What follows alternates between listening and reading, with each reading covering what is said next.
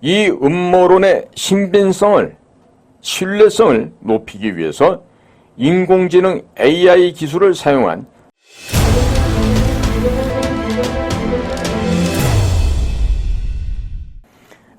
미국 국무부에 의하면 중국은 지난 코로나 팬데믹 시기에도 엄청난 가짜 뉴스를 전 세계에 퍼뜨리면서 자국이 코비드 진원지가 아니라 오히려 미국이라고 하는 엉뚱한 선동을 해왔고, 미국과 호주 간의 새로운 파트너십 그리고 우크라이나 전쟁 등에 대해서도 끊임없는 가짜 뉴스를 퍼뜨려 왔습니다.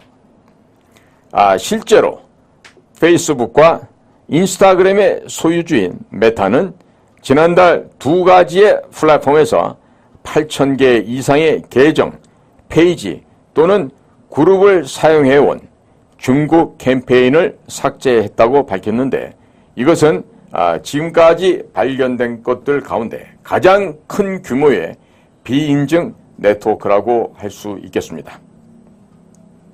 이 중국은요, 하와이에서 발생한 마우이섬 화재에도 인면수심에 가짜 뉴스를 퍼뜨렸던 그야말로 인간 이하의 짐승과 같은 짓을 해왔습니다. 심지어 이 중국 공산당은 100여 명 이상의 사망자가 발생했던 하와이 마우이섬에서의 대규모 산불을 틈타서 중국이 미군이 비밀 무기를 실험하다가 불을 냈다, 이러한 음모론까지 퍼뜨린 것으로 미군 정보당국에서 지금 확인을 한 것으로 보여집니다. 그리고 중국 정부가 배후로 지목된 이 음모론의 개요는 미국 정부가 날씨를 이용한 신무기를 비밀리에 개발하는 과정에서 마우이 섬에 불을 내었고, 이 사실을 영국의 해외 정보국 MI6가 파악했다고 하는 것입니다. 중국은 이 음모론의 신빙성을, 신뢰성을 높이기 위해서 인공지능 AI 기술을 사용한 조작 사진까지 만들어낸 것으로 전해지고 있습니다. 대형 자연재해를 음모론의 소재로 사용한 중국에 대해서 마이크로소프트 측에서도 지도국을 꿈꾸는 나라로서 어울리지 않는 행동이라고 비판을 하였습니다. 뉴욕타임스는 이에 대해서 중국은 미국 사회의 분열 조장을 목적으로 이와 같은 음모론을 퍼뜨린 것으로 보이지만 어느 정도 성과를 거두었는지는 불분명하다라고 말을 하고 있습니다. 자, 이것처럼 중국은 없는 일도 사실인 것양 이렇게 조작해서 만들어내는 것이죠. 중요한 것은 하와이 마우이섬 화재에 대한 음모론이 별다른 효과가 없었다 하더라도 중국이 미국을 겨냥해서 적극적으로 음모를 생산하고 거짓을 획책하고 있다는 점은 주목해야 하겠습니다. 과거 중국은 대만이나 신장, 위구르의 인권 문제 등 자신들과 직접적으로 관련이 있는 사안들에 대해서는 적극적으로 인터넷상에서 여론 조작에 나서 왔었습니다. 이제는 이것들을 온라인상에서도 폭넓은 선전활동을 펼치고 있다는 것이 우리가 주목해야 할 상황이라 하겠습니다. 지금 이처럼 중국이 자신들의 이익과 직접 관련이 없는 사안에 대해서도 음모론을 퍼뜨리고 있는 것은 지금까지 우리가 보지 못했던 새로운 중국 공산당의 모습이라고 할 수 있겠습니다. 이것들은요, 결국 내년도에 있을 미국에서의 대선을 겨냥한 것으로 보인다는 것이 지금 미국 전문가들의 해석이기도 합니다. 그래서 지금 이제는 해외에서까지 가짜뉴스 전진 기지를 대폭 확대한 이 중국에 대해서 우리가 실로 매우 경계하고 주의해야 된다는 것을 지금 말씀을 드립니다. 중국은 최근 들어서 12개 언어로 방송되는 국영 채널을 통해서 점점 더 해외로 영향력을 확대하고 있습니다. 보고서에서 중국이 수십억 달러를 들여 중앙선전부와 연합전선 공작부 산하에 중국인 디아스포라 커뮤니티를 겨냥한 해외 미디어에 대한 투자를 감독하는 광범위한 국영 뉴스 조직을 구축했다고 밝혔습니다. 여기서 체코, 호주, 태국의 미디어 조직에 대한 투자를 예로 들고 있는데 텐센트는 외국인 소유 금지법을 피해서 체코에서 가장 인기 있는 뉴스 사이트인 시눅을 이미 인수했다고 합니다. 중국은 또한 현재 아프리카 대륙의 시청자 대부분에게 도달하는 중국 회사 스타타임즈를 통해서 아프리카의 디지털 TV 서비스 분야에서도 선도적인 제공업체가 되어가고 있습니다. 또한 중국은 현재 X, 옛날에 트위터를 얘기하죠. X에서 333개의 외교 또는 공식 미디어 계정을 운영 중에 있고 이 계정의 팔로워 숫자는 약 6,500만 명에 달한다고 밝혔습니다.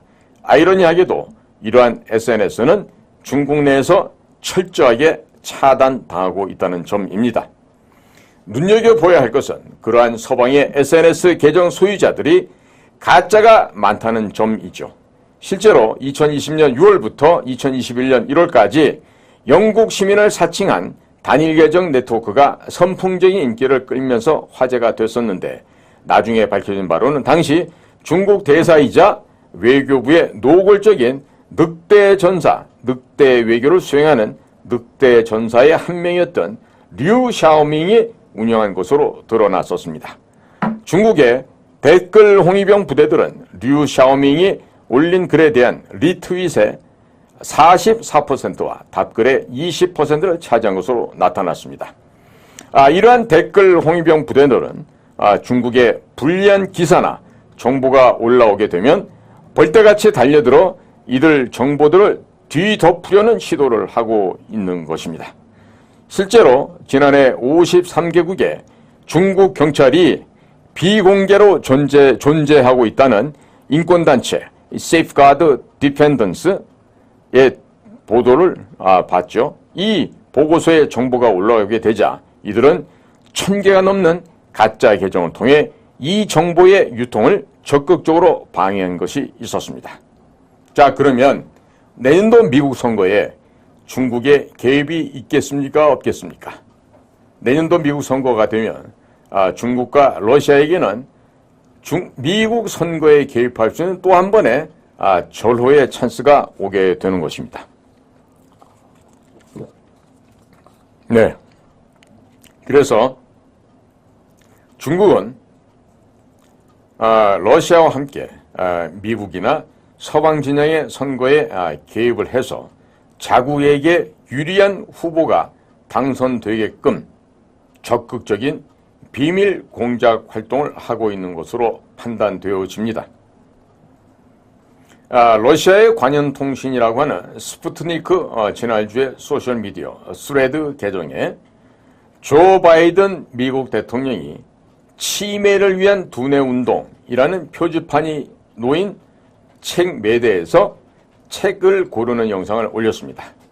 마치 바이든이 치매를 앓고 있어 관련 책을 찾는 것처럼 보이게 조작하는 것이죠.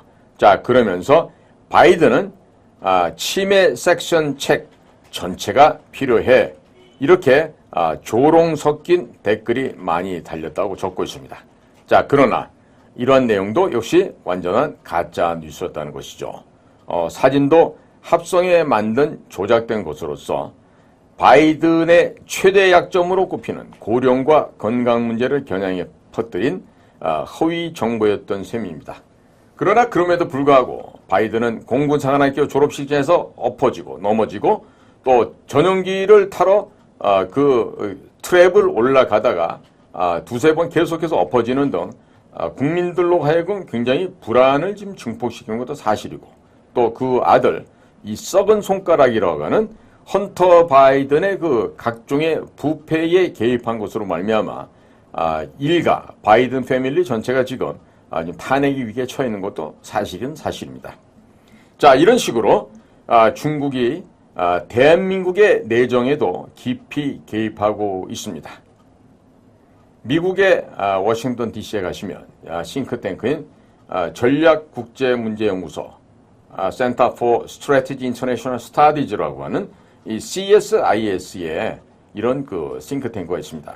여기에서도 북한은 물론이고 중국과 러시아 등이 내년에 한국 총선에 가짜 뉴스를 통해 깊이 개입할 것이라는 점은 의심할 여지가 없다.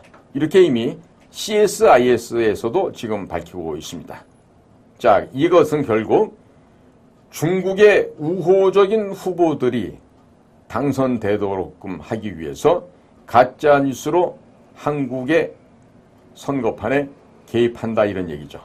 자, 이러는데 아직도 반중 친미의 소리를 외칠 수 없는 자들, 오직 박근혜 대통령 빠리만 하는 자들, 그리고 중국에다 사업체를 두고 중국 공산당으로부터 뒷돈을 받아 챙기는 사람들이 과연 대한민국에서 정치를 해서 되겠습니까?